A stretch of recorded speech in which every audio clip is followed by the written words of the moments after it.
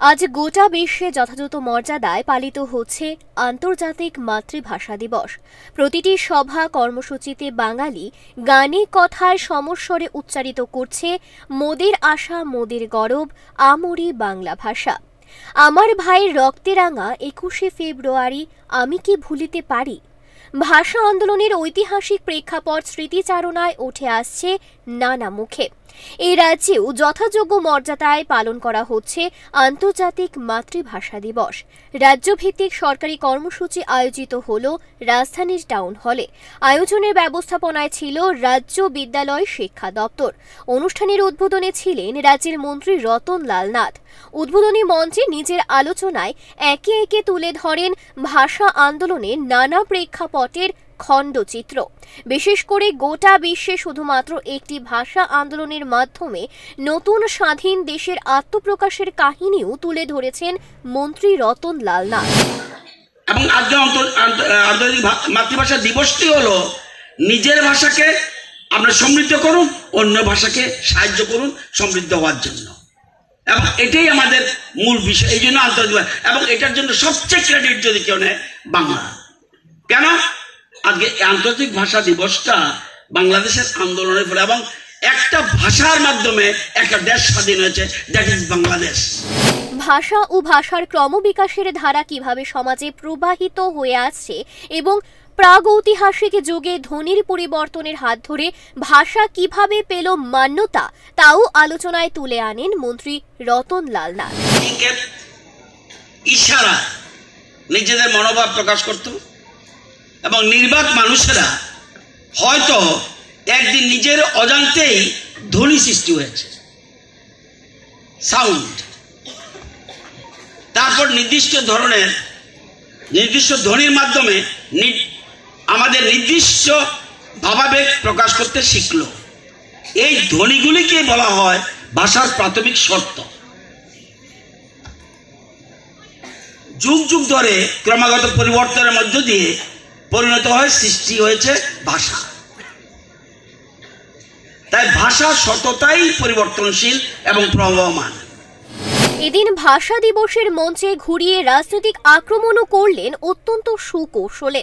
বিগত বামেদের ঘাড়ে ভাষা বিলুপ্তির দায় কিভাবে চাপালেন শুনুন। গন্ডাছড়ের নাম আমরা কি বলেছি? গন্ডাছড় তো কগর ভাষা গান, গন্ডা তুইসা। তাহলে এই ভাষাগুলি কেন পরিবর্তন করলো? কারা দায়ী? প্রশাসনে যারা ছিল তারা দায়ী। ভাষা হারিয়ে যাচ্ছে এবং প্ল্যান করে কোন ভাষাকে হারিয়ে দিচ্ছে। এটাকে গুরুত্ব দিতে হবে। ভাষা দিবস প্রতিপালনের মঞ্চে বাংলা ভাষা এবং ককবরক ভাষায় কথা বলা মানুষের সংখ্যা তুলে ধরলেন মন্ত্রী রতন লাল নাথ। আমরা জানি ভারতবর্ষে বর্তমানে 22টা ভাষা সংবিধান স্বীকৃত এবং আরো 122টা মেজর ভাষা আছে। এখনো এগুলি স্বীকৃত হয়নি। 22টা ভাষা সংবিধান স্বীকৃত এবং 122টা ভাষা এখনো রয়েছে যেগুলি মেজর ভাষা। ককবরক ভাষাকেও আমরা শিডিউলে অন্তর্ভুক্ত করার জন্য আমাদের সরকার চেষ্টা করছি। পৃথিবীতে সবচেয়ে বেশি ভাষায় কথা বলে চাইনিজরা, দ্বিতীয়ত ইংরেজি ভাষায়, তৃতীয়ত স্প্যানিশ ভাষায়, চতুর্থ অ্যারাবিক ভাষায়, পঞ্চমত হিন্দি ভাষায়, ষষ্ঠত বাংলা ভাষায়। বাংলা ভাষায় কথা বলে পৃথিবীতে 23 কোটি মানুষ। আর ত্রিপুরাতে ককবরক ভাষায় কথা বলে 9,57,000 মানুষ ককবরকে কথা বলে। এদিন রাজ্যভিত্তিক ভাষা দিবস প্রতিপালনের মঞ্চে মন্ত্রী ছাড়াও উপস্থিত ছিলেন আগরতলা পুর নিগমের মেয়র দীপক মজুমদার, রাজ্য তথ্য অধিকর্তা বিম্বিসার ভট্টাচার্য, বিশিষ্ট শিক্ষাবিদ ডক্টর অরুণোদয় সাহা, বিভিন্ন শিক্ষাবিদ, শিক্ষানুরাগী ব্যক্তিত্বরা ছিলেন। বিভিন্ন স্কুল কলেজের শিক্ষক শিক্ষিকা, স্কুল ও কলেজ পড়ুয়ারা। গানে কথায় গুরুগম্ভীর আলোচনায় প্রাণবন্ত হয়ে ওঠে এই আয়োজন। বলা ভালো, এদিনের আলোচনায় ছিল ভাষা সহ সভ্যতার ক্রমবিকাশের ধারার একাল সেকালের প্রাঞ্জল মেলবন্ধন। Bureau report, Times 24।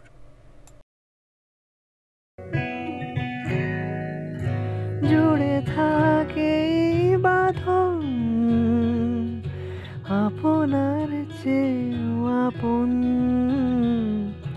জুড়ে থাকে এই বাঁধন, আপনার চেয়েও আপন, আপনার চেয়েও আপন।